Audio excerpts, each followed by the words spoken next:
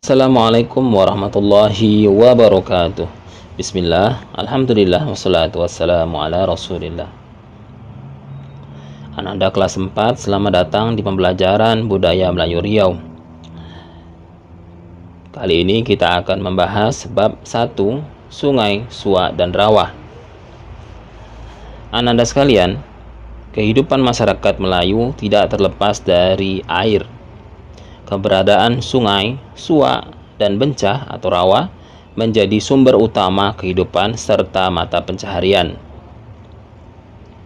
Sungai menghubungkan antara wilayah, suak menyediakan ikan yang berlimpah, sedangkan bencah atau rawa sebagai penyaring dan penyimpan air yang bersih.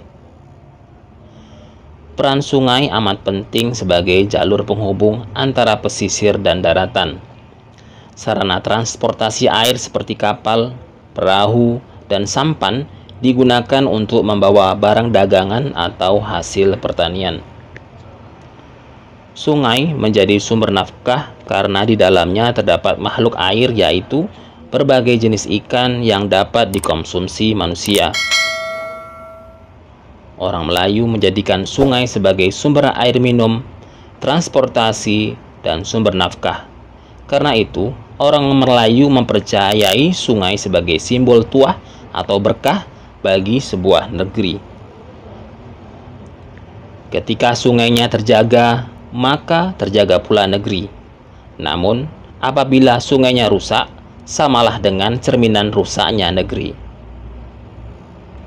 Ananda sekalian, di Provinsi Riau terdapat 15 sungai yang bermuara ke laut.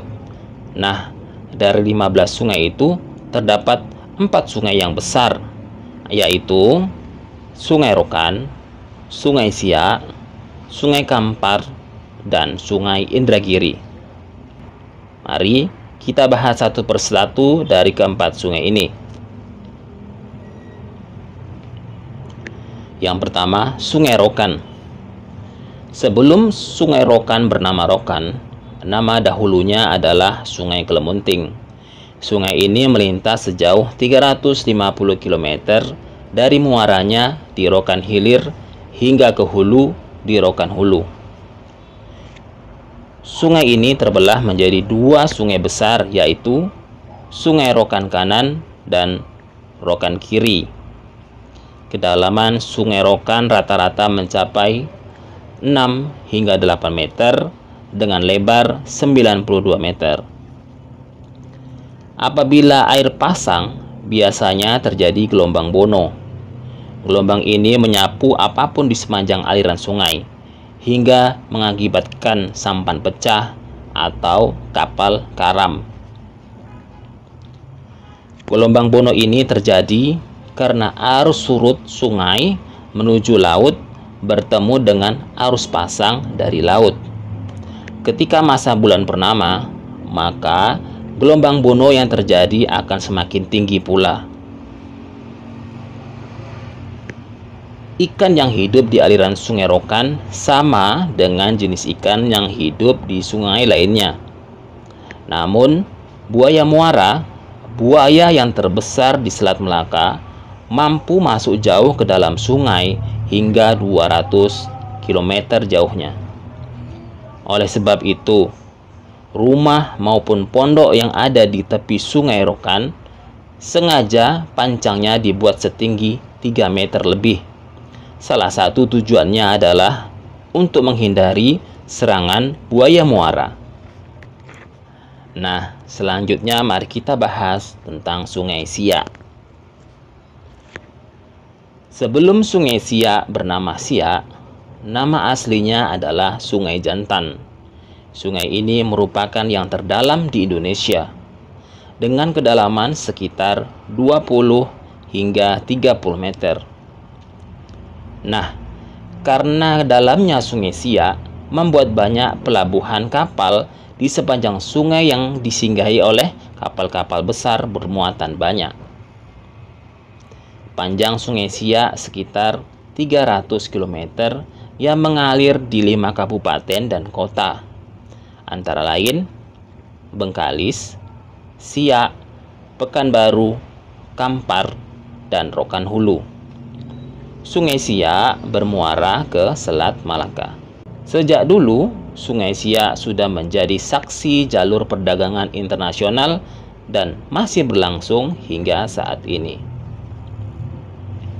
Pendangkalan yang terjadi di Sungai Siak dikarenakan banyaknya jumlah perkebunan kelapa sawit milik perusahaan atau pribadi. Juga karena setiap kali hujan, anak-anak sungai membawa serta lumpur menuju sungai. Sedangkan pencemaran Sungai Siak disebabkan oleh limbah pabrik yang langsung dibuang ke sungai sehingga membuat air sungai tidak dapat dijadikan sumber air minum dan banyak ikan yang mengalami keracunan. Selanjutnya kita bahas Sungai Kampar. Dahulu, sebelum Sungai Kampar bernama Kampar, nama aslinya adalah Laut Embun. Hulunya di Bukit Barisan dan hilirnya bermuara ke perairan Selat Melaka. Di kawasan Langgam, sungai ini terbagi menjadi dua sungai besar, yaitu Kampar Kiri dan Kampar Kanan. Bila air pasang, akan terjadi gelombang bono.